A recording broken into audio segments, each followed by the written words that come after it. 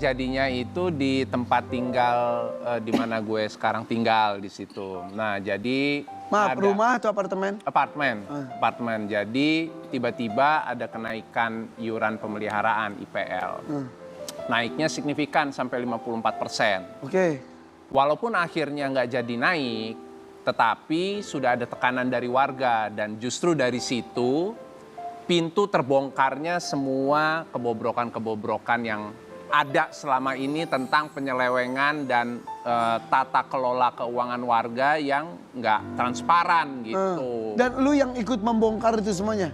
Jadi akhirnya semua warga rame gitu loh. Ya semua kan warga di situ tahu saya kan gitu loh. Tentunya saya pikir setidaknya saya juga harus bisa memberikan kontribusi gitu loh. Mengaspirasikan apa yang menjadi suara dan keluhan dan kecemasan warga. Saya tanya sama warga, saya bilang sepertinya ini tidak bisa hanya menjadi isu domestik aja. Tetapi kalau warga sepakat dan ingin isu ini saya angkat menjadi isu publik.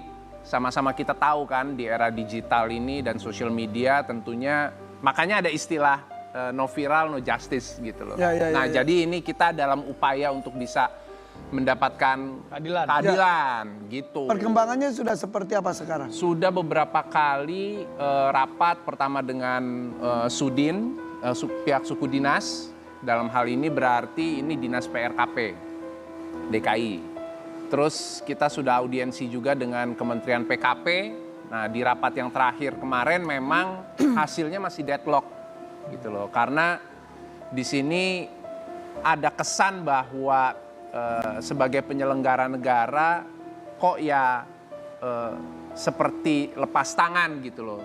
Ini hanya diserahkan semua ke warga untuk ya udah ini kan ada sengketa, ada konflik di antara kalian, kami hanya memfasilitasi aja, memediasi aja. Tentu kalau saya secara pribadi di sini dan atas nama warga juga berterima kasih dengan Kementerian PKP sebagai fasilitator. Tapi ya tentunya sebagai lembaga negara yang membidangi ini ya tentunya dengan dinas juga ya. Tentunya harapannya adalah negara hadir gitu loh. Ketika ada sengketa dan konflik di warga dengan pengurus dalam hal ini yang tidak bisa diselesaikan, maka negara take over untuk bisa menyelesaikan itu. Apakah ada proses itu sudah dilakukan? Take over dari negara sudah mulai? Atau baru sekedar mendengarkan? Nah, sampai dengan rapat terakhir itu makanya tadi saya bilang masih deadlock gitu.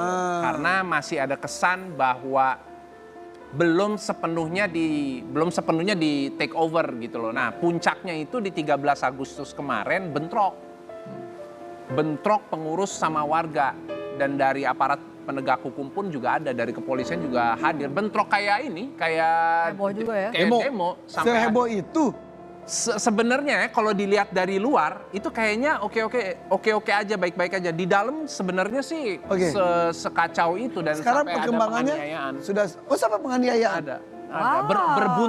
Berbuntut ke penganiayaan dan kita masukin laporan polisi. Parah sekarang gimana? Ya? Parah. Sampai sekarang endingnya belum. Ada titik terang nggak? Sekarang masih ada proses mediasi gitu loh. Tapi kita inginnya warga, sebenarnya tuntutannya adalah pengurus ini turun, itu yang pertama. Yang kedua, pengurus buka deh laporan keuangan, transparan gitu loh. Dengan semua proses administrasi dan bentuk laporan keuangannya terbuka gitu loh. Karena sampai dengan hari ini mereka menolak.